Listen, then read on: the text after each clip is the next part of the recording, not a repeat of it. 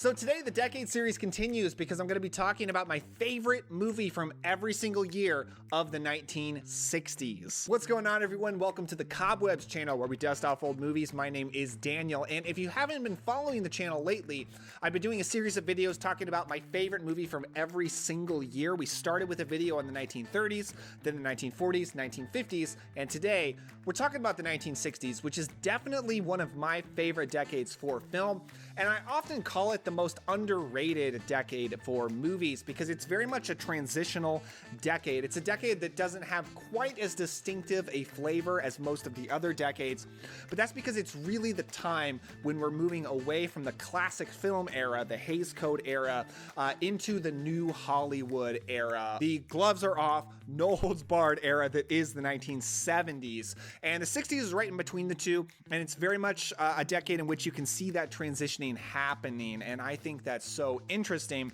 and so many incredible movies came out of this time, and I'm going to be talking to you about a whole bunch of them. But regardless of how cool my list is, I want to know what your list is, probably a more cool one. Leave it down in the comments below. Let me know your favorite movie from every single year of the 1960s. I have been loving talking about everybody's lists on the last 3 videos of this series. I don't want this one to be any different. Talk to me down in the comments. What's your favorite movie of every year of the 60s? Without further ado, let's talk about some movies. Shut up and deal. So for the opening of this decade, 1960, I do want to give a shout out to a couple of horror films. First of all, Eyes Without a Face is an incredible French horror movie.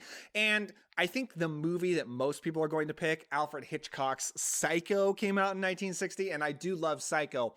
But for my favorite movie of 1960, I'm going to go with Billy Wilder's The Apartment, which actually won Best Picture this year, and I think the Academy Awards got it right. The Apartment is an amazing romantic comedy with a lot more drama than you might expect. It's about Jack Lemmon's character, who is a bit of an office drone who's trying to get ahead at his job, who ends up renting out his apartment to the various married executives at the company for them to use for their affairs to get away from their wives. It's a very dirty business that he's into, but he's justified it because it's how he's going to get forward in his career. But things get more complicated when he falls in love with the mistress of his biggest boss, Fred McMurray, and she's played by Shirley MacLaine. Now, I've talked a lot in this series about how much I love Billy Wilder, and The Apartment is probably my favorite movie from him. It's a beautiful black and white film. It's a sad movie in addition to all the laughs. Jack Lemmon and Shirley MacLaine are great together, but also very sad together because they're two ultimately broken people who are lost in life and kind of need each other to move themselves forward. I love Fred McMurray in this movie too. You know, he's the guy that a lot of people know as the perfect dad in the TV show My Three Sons. That's how I originally knew him. But he is a very dark and scary character in this movie. He's very much using his respectable persona for a lot of darkness in this particular movie. You know, you see a girl a couple of times a week just for laughs, and right away they think you're going to divorce your wife. I ask you, is that fair? No, sir, it's very unfair, especially to your wife. It's a romantic comedy, which is one of my favorite genres, with just so much more depth to it. And I think that's probably the best way to put it. The Apartment is wonderful. It's probably Billy Wilder's best movie. For 1961, I've got some big honorable mentions I want to shout out. First of all, Come September, one of my favorite 1960s sex comedies with Rock Hudson. But then you've also got The Day the Earth Caught Fire, such an interesting Val Guest British science fiction film. Probably my favorite of the Vincent Price, Roger Corman, Edgar Allan Poe films. The Pit and the Pendulum came out this year. But for 1961, I'm going to be kind of boring because I think the Academy Awards got it right once again. It's West Side Story. Robert Wise directed adaptation of the Broadway play West Side Story. This is maybe the best musical ever made. I love this film so much. It's a beautiful retelling of the Romeo and Juliet story, told from the perspective of teenage street gangs on the streets in the 1960s. It's about the love between Tony and Maria. And the music in this film is just some of the absolute best music that's ever been written for a musical. Every song just hits so hard. I love the performances in this. I know the casting of Natalie Wood as Maria is complicated, especially when looked at by modern eyes. But that aside, I love Natalie Wood in this movie so much. She's one of my favorite actresses, and I'm just in love with her performance here. And of course, you've got the Academy Award winning performance from Rita Moreno. This movie actually got a remake recently by Steven Spielberg, and there are definitely people out there that prefer the Spielberg remake. I love this version because I think the romance here works so perfectly because this is a romance that's truly against all odds. And unless you believe it with all your heart, unless you truly believe Tony in particular is an incredibly good, noble person worthy of forgiveness, the whole thing falls apart. And that's where this movie really works, is the chemistry between Tony and Maria. It's a big, bright, colorful, beautiful musical with incredible singing and dancing. And I love this movie with all my heart. It's one of my favorite movies of this decade, honestly. So 1962 is an incredibly difficult choice. And on my notes for this video, I haven't actually circled a winner yet, so let's just start going through the honorable mentions.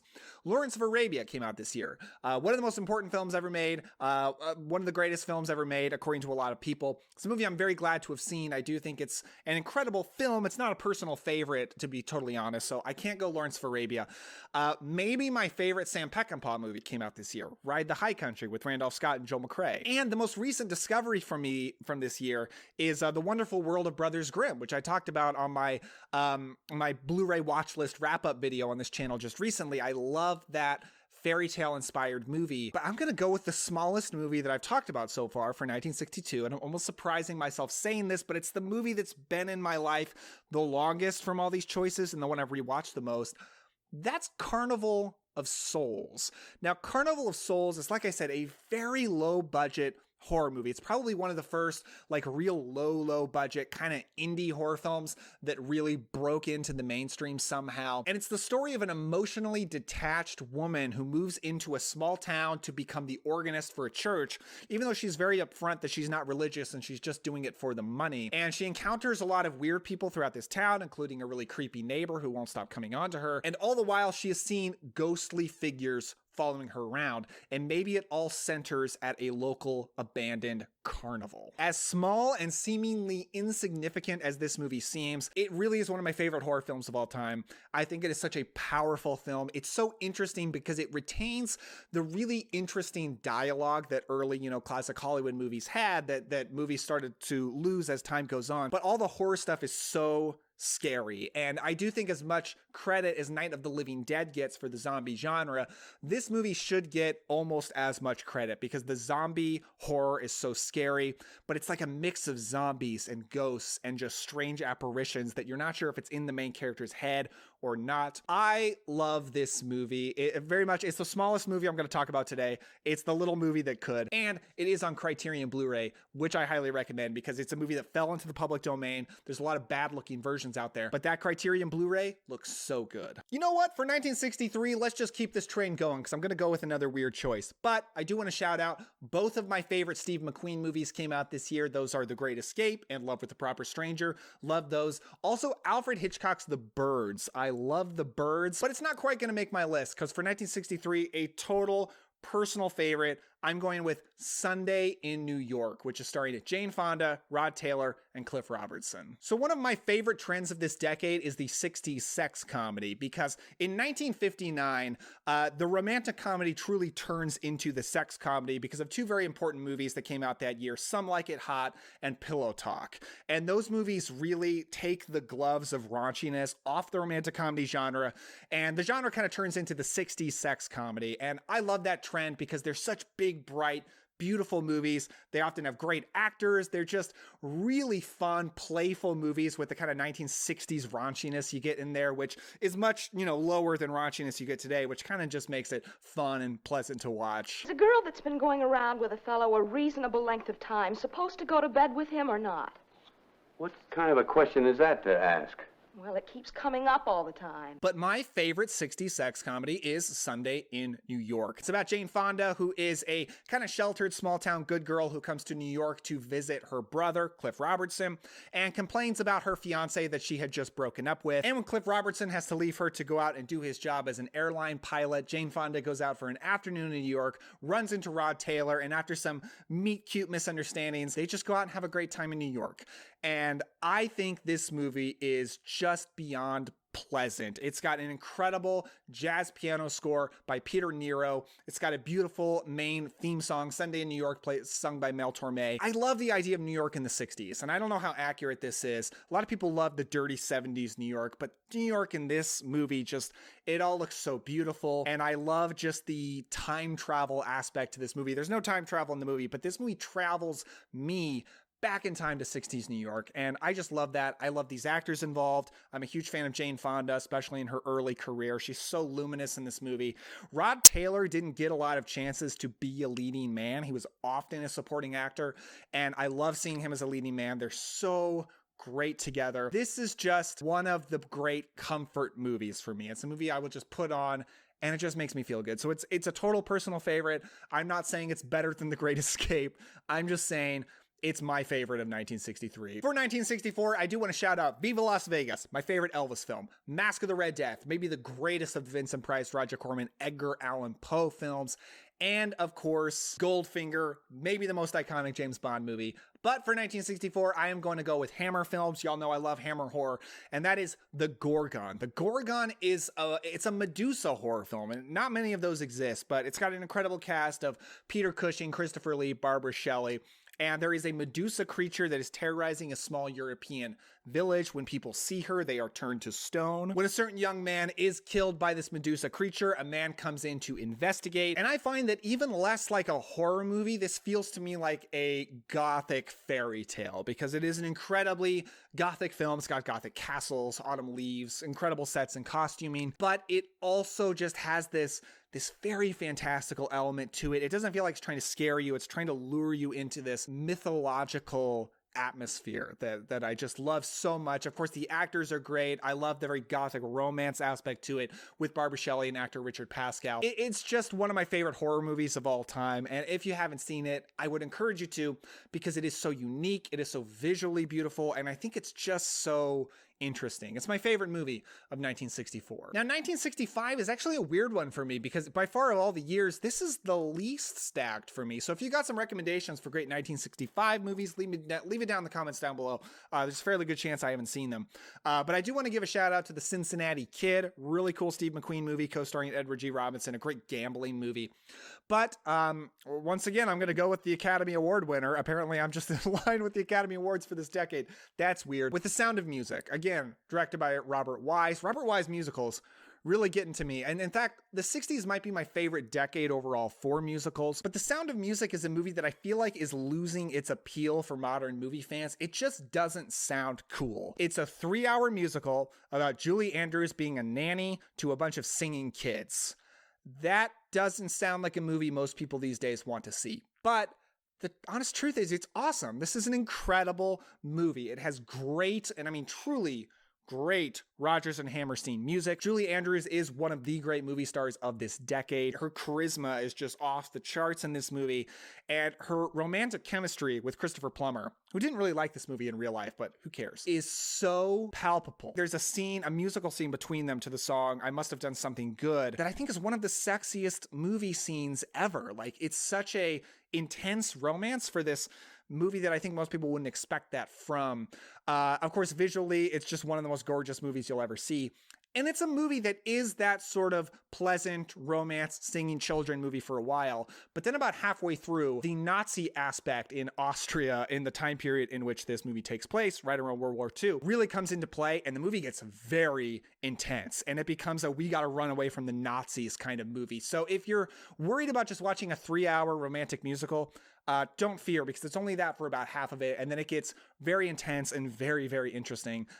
It's interesting the whole way through, but I love The Sound of Music. I think this is a movie that we movie fans need to reclaim. Like, we can't let this movie go thinking it's uncool. And do you or do you not have difficulty remembering such simple instructions? For 1966, I do want to give a shout out to a couple of personal favorites, and one is Any Wednesday. That's kind of an under-the-radar 60s sex comedy with Jane Fonda, but also Jason Robards. That's really good, and I really recommend people seek it out. Also, Django, one of the most classic spaghetti westerns. Love Django. But for 1966, I'm going back to the horror genre, back to Hammer films with The Plague of the Zombies. In 1966, Hammer actually put out 4 movies, and they filmed them all almost all back to back and released them as two different double features. There was Rasputin the Mad Monk with the Reptile and Dracula Prince of Darkness with the Plague of the Zombies. And I think by far of all of those, Plague of the Zombies is the best. Again, I keep shouting out movies that I think deserve some of Night of the Living Dead's credit, because I do love Night of the Living Dead, but this is a zombie movie that came out 2 years before that, in which a lot of modern zombie ideas are actually coming out of this movie. It's Hammer's only zombie movie, and they just knocked it out of the park. Plot-wise, it has a lot in common with Dracula. You've got an evil squire who rules over a small village, who is killing people, and instead of turning them into vampires, he's turning them into zombies to work for him. So it is a voodoo zombie movie, but there is an amazing sequence in which zombies rise out of the graves that is so, I think, important for the zombie genre and needs to get more credit than it actually gets. 1967, I could easily just do a top 10 list right here. I'm going to hold back from that, but I do want to shout out The Graduate, one of the most important movies of this decade for moving us into the 70s. And I do think that movie is fantastic. A couple of my favorite musicals, The Young Girls of Rochefort from Jacques Demy. That's a French movie. That's a great musical, but so is How to Succeed in Business Without Really Trying. That's also just one of my favorites. Guess Who's Coming to Dinner came out in 1967, which I love, but for 67, I'm going with The Dirty Dozen. The Dirty Dozen, one of the most classic men on a mission movies, in which a bunch of American soldier prisoners, who are prisoners of America, just a bunch of rough and tumble bad guys, are called upon by the American government to do a suicide mission because they're prisoners anyway, and who cares if they die. You've all volunteered for a mission which gives you just 3 ways to go. Either you can foul up in training and be shipped back here for immediate execution of sentence, or you can foul up in combat, in which case I will personally blow your brains out, or you can do as you're told, in which case you might just get by. And that sets up such a fun, intense, men on a mission movie. I've talked on this channel before about how I'm not always the biggest fan of war movies, but this is the kind of war movie that I really like because it's about underdogs. You really understand who they are, why you should root for them, why they're a fun group to watch, and you really understand exactly what their mission is. It's all just very clear, and I think the movie really handles that very well. It's got an incredible cast of a bunch of tough guy actors, all led by Lee Marvin, one of my favorites from the 1960s, and he's awesome in this movie. The Dirty Dozen is just one of the greatest tough guy movies of all time. I love it. Favorite movie of 67. 1968 is another year I could easily make a top 10 list of. For the horror genre, you got Dracula's Risen from the Grave, Rosemary's Baby, and Night of the Living Dead. I've shouted it out a couple of times, perhaps sounding negative, but I would say Night of the Living Dead might be the horror film of the 60s. And as long as we're talking about Steve McQueen, you got to shout out Bullet. But this is a super easy choice. In contention for my favorite movie of this decade, Sergio Leone's Once Upon a Time in the West. This is maybe my favorite Western of all time, but easily my favorite from Sergio Leone. This is starring Charles Bronson, Jason Robards, Henry Fonda. It's just got an incredible cast. I think Henry Fonda is one of the greatest villains in the Western genre, really just villains of all time. And I love his casting because Henry Fonda is known as like the great American hero. That's kind of what John Ford turned him into. And this is where he gets to play evil, and he does it so well. I love Charles Bronson in this movie. I hear some people say this movie would be better if it had Clint Eastwood instead. Totally disagree. I think Bronson brings a lot of sympathy to the character that Clint Eastwood often doesn't. You have to talk about the Morricone score. It's probably the greatest score for a Western of all time. It gives me chills every time I hear it. This movie's got some of the greatest shootouts of all time. It's just, I don't know how to talk about this movie without just gushing like crazy. It really might be my favorite Western of all time. I think Once Upon a Time in the West is one of those movies that are just pure magic. And if you haven't seen it, you got to seek it out. I don't care how long it is. I know it's a long movie. It's worth every second. 1969 is actually another lighter year for me. And maybe some of that reason is it's a year that's really pushing into the 70s. And there's some stuff like that that comes out that I'm not as big a fan of. Stuff I haven't quite sought out yet as well. But I'm just going to go ahead and skip right to the favorite, because James Bond is one of the most important things about the 1960s in terms of movies. And I haven't picked one yet. I'm going to pick it this time. On Her Majesty's Secret Service, the only Bond film starring George Lazenby as Bond, and I genuinely think this is one of the greatest films in the entire franchise. George Lazenby gets a bad rap, I think much because this is the only movie in which he played the character, but I honestly love George Lazenby in the role. I'm not saying he's one of the best Bonds or anything, but he does bring a sort of youthful innocence that Sean Connery certainly never brought to the character, on purpose, of course. And I think that was necessary because this is the movie in which Bond gets probably his truest romance in the entire franchise with Diana Rigg, who's one of the greatest Bond girls in the entire franchise. And I truly believe George Lazenby really falls for this person, that they have a true romantic chemistry in a way that I never believed for Sean Connery's Bond, because he was so much more focused on toughness. I think Lazenby is a little bit more focused on vulnerability, but also Lazenby is a big buff guy and he's great in the action scenes. Of course, stunt doubles are partially to blame for that, but this movie does have better action sequences than the Sean Connery ones do as well. It's also got my favorite version of Blofeld. This is just an incredibly fun action adventure movie with a ton of spy espionage, with sexiness, with romance, and with, I think, a very good James Bond. So this is one of my favorite James Bond movies of all time, and I'm gonna say it's my favorite movie of 1969. That's it, everybody. My favorite movie from every year of the 60s. Thank you so much for watching. If you haven't yet, please let me know in the comments down below what your list is. And if you enjoyed this, I would appreciate a like and a subscribe, because we're gonna be talking about more classic films and more old movies in upcoming videos. And my favorite movie of every year of the 1970s is going to be coming up. There really are so many films that I love with my entire heart from the 70s. I'm excited to talk to you about them in the coming weeks. So hope you join me for that. Thank you so much for watching. I will see you next time.